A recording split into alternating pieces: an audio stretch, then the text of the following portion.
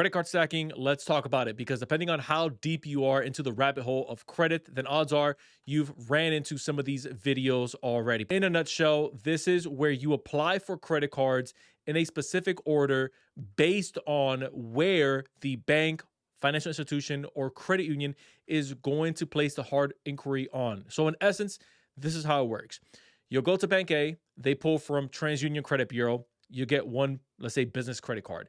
You go to Bank B, they pull from Experian Credit Bureau, you get approved for another business credit card. And then you go to Bank C, they pull from Equifax, and then that's just one hard inquiry. So if you look at the overall spectrum of how your file looks, you have one hard inquiry per credit bureau, but now you have access to essentially 3 credit lines. Now, the issue that a lot of people that we consult are running into whenever they come to us, when they've maybe solely relied on just credit card stacking, is there is a limit to how many credit cards you can credit stack your way into. And so that threshold varies depending on the business. It can be anywhere between 150 to 250. And then from there, most people say, well, couldn't you just get yourself a new LLC to credit card stack your way into? And it's not as easy as just saying yes or no. I want to give you a different way of thinking through this, which is ultimately going to help you avoid a lot of the pitfalls that people run into in the roadblocks when they find out, oh, wait a minute,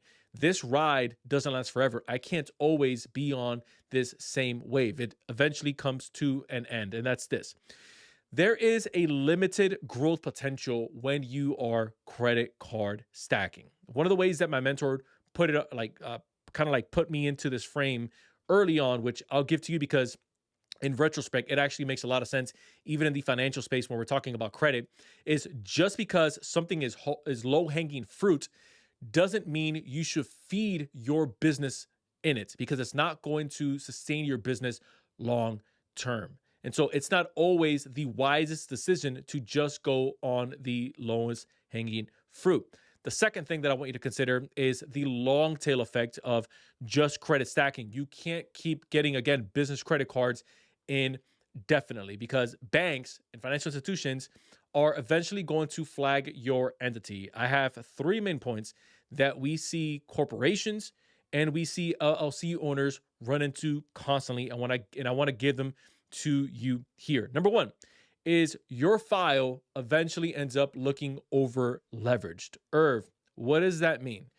That means that based on how your file is structured, the revenue levels that the credit bureaus on the business side and the financial institutions and credit unions have on you, that data, your business, there's a discrepancy between how much your business makes or how much your business is projected to make and how much credit you actually have.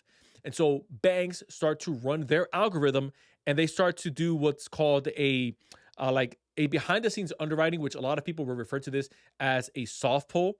But really what they're doing is they're just temp checking and they're running a financial risk audit to see, is this business on our liability sheets or can we still keep this on our assets column? And so the way that they do this is they start to look at, okay, based on how much credit we've allocated to this business, A, how much cash flow have they brought in through our ecosystem? So now they're taking a look at your checks, your balances, and your cash flow cycles.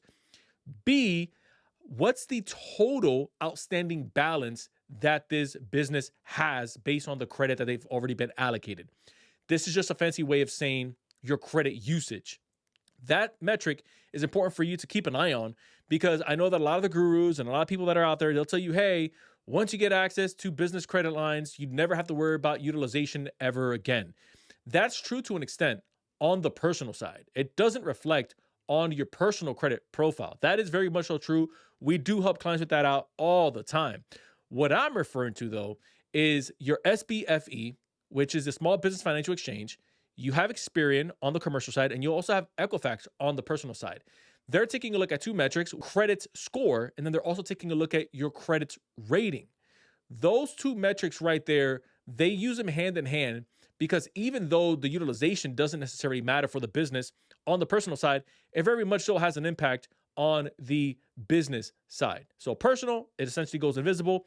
Business, that's how they're determining how much of a balance you're keeping, how much of that's being paid off month over month, and if that number continues to increase. And then they start to run an algorithm and a calculation based on over the next 12 months. And by the way, this is like, you can pull up your business credit report and see this for yourself. We actually have a full breakdown on this on the channel of me running through a business credit report audit that we did for one of our clients.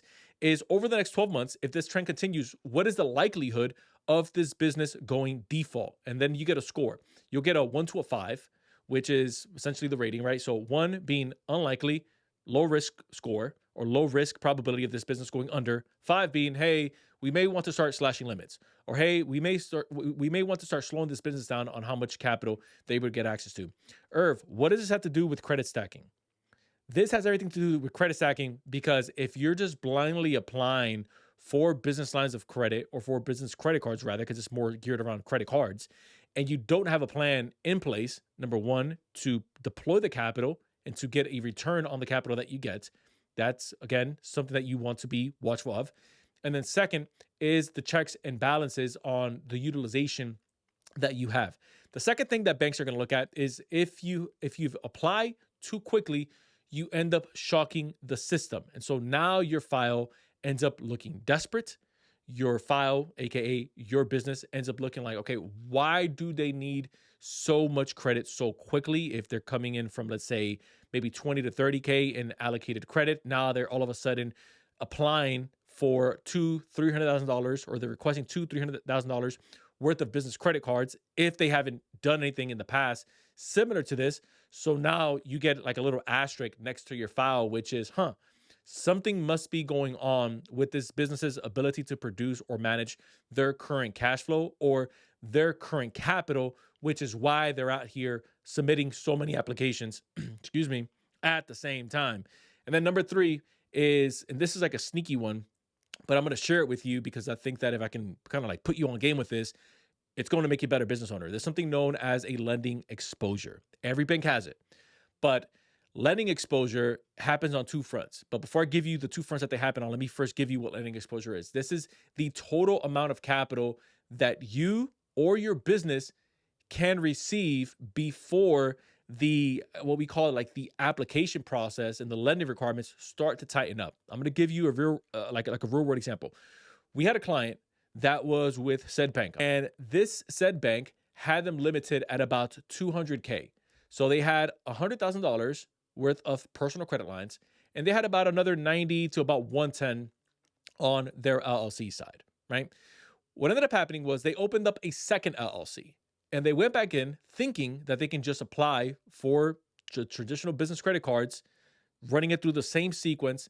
And they thought that, hey, they're going to pull me at this credit bureau and I'm going to be able to go in and, I'm going to get approved for 40 to 50K, whatever that is, because that's what happened with the original business based off of the products.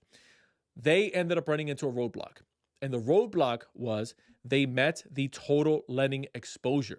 And so they were maxed out on the personal side and they were maxed out on the business side. What they needed now for the business side was one of 2 things. Either A, how to close out the accounts that they had with their other LLC, or they had to provide financial documents showing sustainability of why they were needing the capital that they were placing on the business credit card application. Now you could think to yourself, wait, Irv, but wouldn't it just be easier for them to just go to another bank and get it done? Again, yes and no. If you, and again, I'm going deep here, but if you're like on the channel, then you guys know like this is just normal for us, right? Like I share with you guys wins of what our clients are doing and what we do with our clients so that you can take some of these best practices and apply them in your business. If you want us to help you out, you can book a call down below, insideinnercircle.com. Like we'll take a look at it for you. We'll help you install a simple funding setup into your business and get you off to the races. But couldn't they just go out to another credit union or a bank? Yes and no. Here's why. Some banks operate out of the same algorithm. So if you go into a bank and they all underwrite using the same third-party company, Elon Financial being one of them, then it's kind of like throwing your fishing rod from one side of the pond to the other side of the pond. Guess what? You're still fishing inside of the same lake, inside of the same pond. Versus if you take your fishing rod and you maybe drive 3 miles east in town and now you go into another lake, into another river, you now have a wide variety of fish that you can catch. It was the same thing here. So if you don't understand how the underwriting process works, that a lot of these companies, and when I say companies, I mean banks, use the same underwriting criteria and they use the same underwriting systems, then you think that you're applying to a different location or you're applying for a different product. But again, you're still running into the same AI assisted underwriting. And that's why you'll run into these denials or you'll run into a wall when you're trying to credit stack. And there's one more bonus that I wanted to have on here that I actually didn't even write down that as I'm kind of like speaking to you on this, I'm like, oh, I should probably give this to them. Is when you lack variety of funding products that you give your business, you also end up running into the risk of that profile that you've built out being extremely weak. And so if you've only built out a business credit profile based off of a couple of business credit cards, then you're missing out on the entire piece of how you want to build out your business credit profile, which you want to include business lines of credit under. You want to include some type of term product. You want to include some type of equipment, some type of vehicle. The same thing that happens on the personal side where you have variety and then create strength when you have a mortgage product. You have maybe a student loan that you've paid off on time. You have a vehicle. You have 4 or 5 revolving lines. You have one installment loan, whatever that is. It's the same thing that you want to do on the business side because it makes your business credit profile more complete. So those are my thoughts and some of the best practices that I have considering credit stacking and why you want to watch out if you want to use that model because it ends up breaking at scale and it's not a predictable way for you to continue to get access to capital as your business continues to grow. Again, if you want our company to take a look at your business, where you're at, where you're looking to go, we can run it through a full audit. We can take a look at how a simple funding setup can help you get the capital that you need. But more importantly, this is the piece, more importantly, help you get access to capital in a predictable and sustainable way that doesn't break the business as you continue to grow. If that at all sounds interesting to you, book a call down below, insideinnercircle.com. But other than that, I will see you guys in the next video. Bye.